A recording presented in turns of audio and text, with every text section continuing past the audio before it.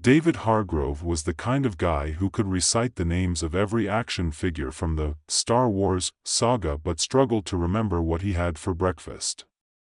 At 37, he was a master of the mundane, one of those office drones who thrived in the sterile glow of fluorescent lights. His desk, a shrine to mediocrity, was cluttered with half-empty coffee cups, stacks of reports he had no interest in, and a neglected cactus that seemed to mirror his own wilting spirit. David, his boss, Linda, called out one Tuesday afternoon.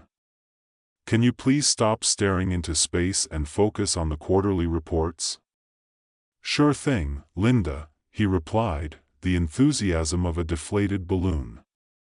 His gaze drifted back to the window, where he imagined himself soaring through the sky, living a life filled with excitement and adventure, anything but this. That evening, scrolling through his social media feed, David stumbled upon an ad that practically screamed, "Bored with your life? Try Avatar Living." It promised a chance to step into someone else's shoes, literally. All it took was a small fee and a willingness to immerse oneself in the life of another person through the magic of virtual reality. His heart raced. This is it, he thought, already picturing himself as a charismatic rock star or a fearless mountain climber. A quick click and an even quicker payment later, he was scheduled for his first session. The next day, he arrived at the Avatar Living Studio, which looked like a blend between a hipster coffee shop and a science lab. Colorful posters of smiling people in ridiculous scenarios adorned the walls, while the scent of artisanal coffee wafted through the air. The receptionist, a tattooed woman with pink hair, greeted him with an enthusiastic smile. "Welcome. Are you ready to live your best life?" Sure," he replied, trying to match her energy but feeling more like a squirrel in a room full of cats.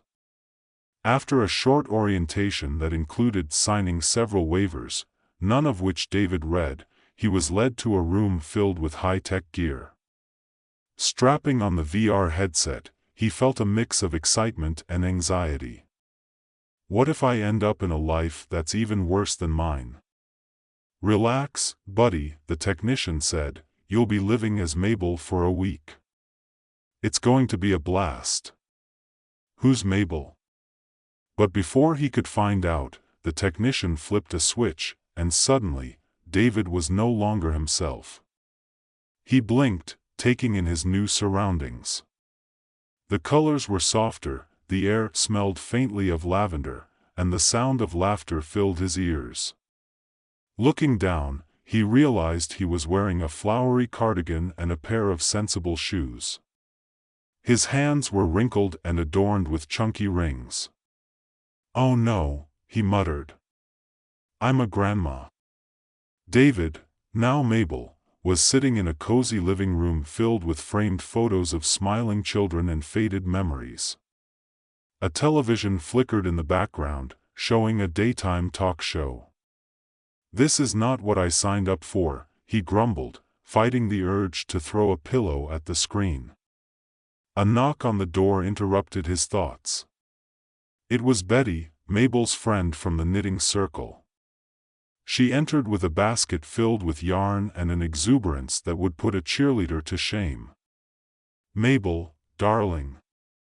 You're going to love this new pattern I found. It's a beautiful scarf, perfect for winter." David opened his mouth to respond, but the words that came out surprised him. "Oh, absolutely, Betty. I can't wait to get started." His voice, soft and grandmotherly, was not his own. As the two women settled into a flurry of knitting, David found himself struggling to understand how to hold the needles. He clumsily dropped a stitch, causing Betty to erupt into laughter. "Sweetie, it's like riding a bike. You'll get the hang of it." "Right, riding a bike," he muttered, wondering how he had ended up in this bizarre alternate reality. Time passed in a blur of knitting mishaps and light-hearted banter, each moment filled with laughter and camaraderie. David marveled at the warmth that filled Mabel's home, even if he felt like a fish out of water. His mind wandered as he knitted, or, more accurately, attempted to.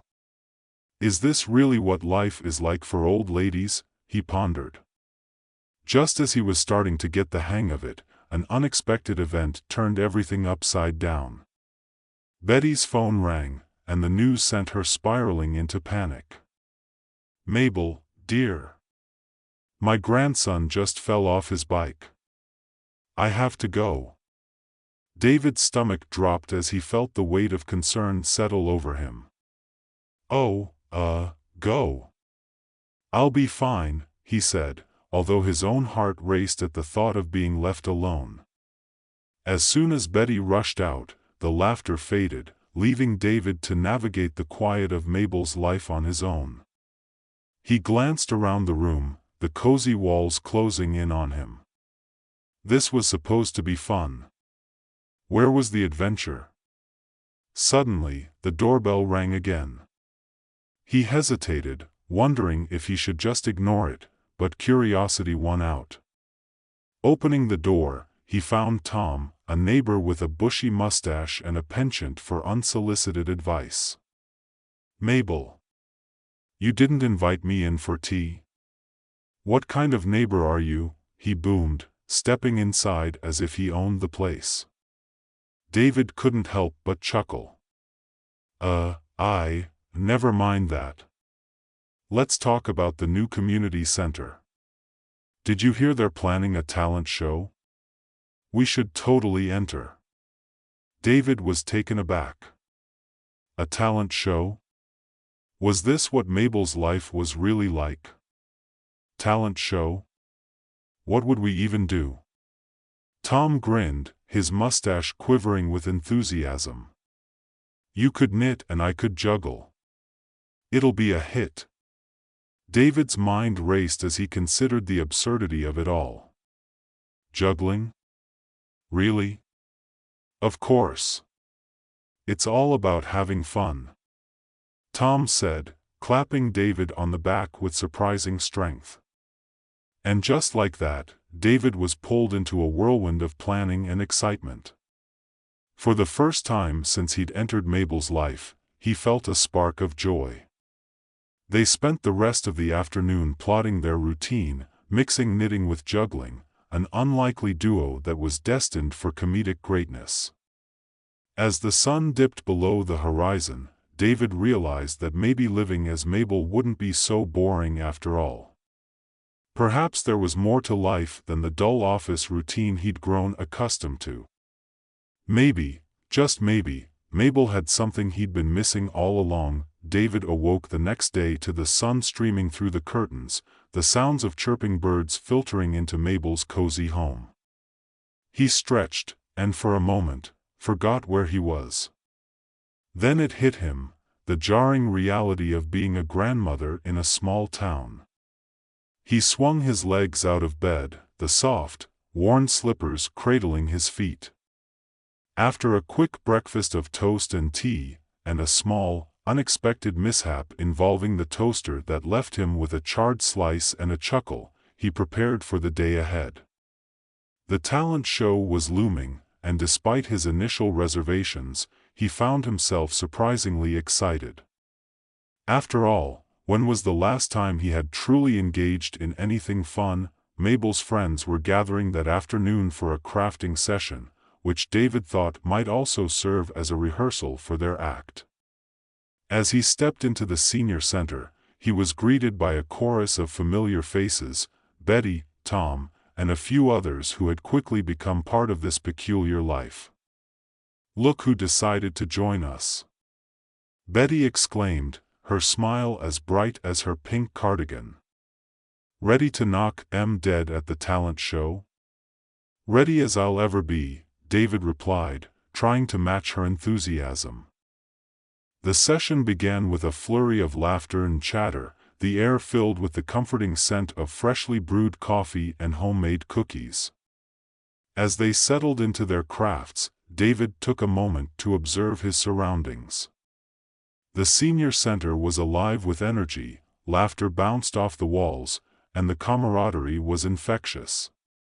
"Okay, let's practice our routine," Tom announced, standing up and pulling David with him. The other women looked on, chuckling, their eyes sparkling with mischief. "Just remember, it's all in the presentation," Tom said as he grabbed a couple of colorful scarves from a nearby table. "We'll weave these into our act." David couldn't help but laugh at the absurdity of it all. Who would have thought he'd be juggling while a bunch of senior ladies knit scarves? They took turns juggling and knitting, much to the delight of the onlookers. David stumbled through the first few attempts at juggling, the scarves slipping through his fingers like they had a mind of their own. "Here, let me show you," Betty said, stepping in with the confidence of a seasoned pro. She demonstrated the simple toss and catch technique with ease, making it look effortless.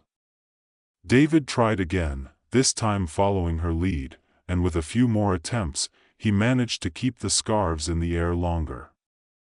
Laughter erupted each time he dropped one, and soon he found himself laughing along, the joy of the moment washing over him. As they continued to practice, David felt a warmth spread through him. Each laugh, each small triumph felt like a reminder of what he had been missing in his own life: connection, spontaneity, and the simple pleasure of shared experiences. The days rolled on, filled with preparations for the talent show. David settled into Mabel's life with surprising ease, enjoying afternoon knitting sessions and community lunches that left him bursting with stories and laughter. He shared snippets of Mabel's past with Betty and Tom, weaving in elements of his own personality and humor. They quickly became a tight-knit, pun intended, group, united in their quirky antics and unyielding support for one another. But not every moment was light. As he dug deeper into Mabel's life, David learned about her struggles. One evening, as they sat around the table sharing stories over a cup of tea, Betty spoke candidly about her late husband. "He was the love of my life," she said, her voice softening with nostalgia. "We had our ups and downs, but he always made me laugh. It's been hard without him." David felt a lump form in his throat. "How do you cope?" "It's not easy, but I have friends," she replied, looking around the room at the gathered women. "We lift each other up. That's what it's all about." In that moment, he understood. Mabel's life was filled with both joy and sorrow, but it was the connections that made it worthwhile.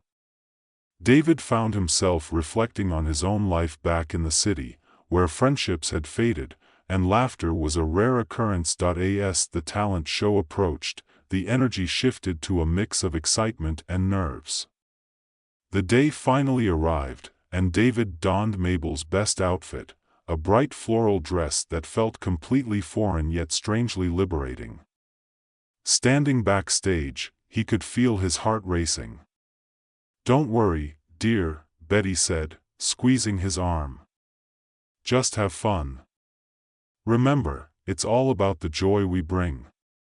Taking a deep breath, David stepped onto the stage with Tom and Betty. The audience, comprised of friends, family, and curious onlookers, cheered them on. As they began their routine, David let go of his apprehensions. He juggled the scarves with a newfound confidence, the laughter from the audience echoing in his ears. Halfway through, he glanced at Betty, who was happily knitting, and Tom, who was juggling with a smile that could light up the room. In that moment, David felt a rush of gratitude. They were all in this together, and it didn't matter how polished their act was. What mattered was the joy they brought to each other. As the performance concluded, the audience erupted into applause, and David found himself beaming. They didn't win any prizes, but the sense of fulfillment was far greater than any trophy. It was a moment that transcended the stage, a celebration of life, laughter, and friendship. After the show, As they basked in the glow of their performance, David realized he had discovered something profound through Mabel's life, an understanding of what it meant to truly live. He found himself appreciating the little things, the warmth of a friend's hand on his shoulder, the taste of homemade cookies, and the simple act of sharing stories. Days turned into weeks, and David became increasingly aware of how much Mabel had shaped him. Her life, filled with both laughter and heartbreak, had taught him valuable lessons about empathy, resilience, and connection. One afternoon, as he sat in the park watching the world go by, David's thoughts drifted to his own life back in the city. He missed his friends, the camaraderie he once took for granted. Mabel's experiences had opened his eyes to the importance of nurturing those relationships. After an emotional farewell with Mabel's friends, David found himself back in the Avatar living studio, the virtual world fading away. He blinked and was once again sitting at his desk, the hum of the office around him. The fluorescent lights felt harsh against his newfound perspective, but instead of succumbing to the monotony, he felt a spark of determination. Over the next few weeks, David made it a point to reconnect with his old friends. He reached out, organized Meet UPS, and even signed up for a community theater group. Each interaction was a small victory, reminding him of the joy he had found in Mabel's life. One day, as he stood in front of a group of friends, sharing Mabel's story about the talent show, he noticed their laughter mirrored the joy he felt during that performance. It was a simple act, yet it bridged the gap between his past and the vibrant future he was now forging. And as he shared Mabel's journey, he understood that every life, his, hers, and everyone else's, was a tapestry woven with threads of joy, pain, laughter, and love. In the end, David Hargrove didn't just return to his life, he embraced it. He found beauty in the ordinary and strength in the connections he nurtured. Through Mabel, he learned that living wasn't just about thrilling adventures or wild escapades but about the warmth of shared moments and the laughter that echoed in the hearts of friends. As he reflected on his journey, he realized that sometimes, stepping into someone else's shoes was just what you needed to truly find your own path. And so, in the most unexpected way, David's life transformed, not because he had lived someone else's life, but because he had discovered the magic in his own. The end.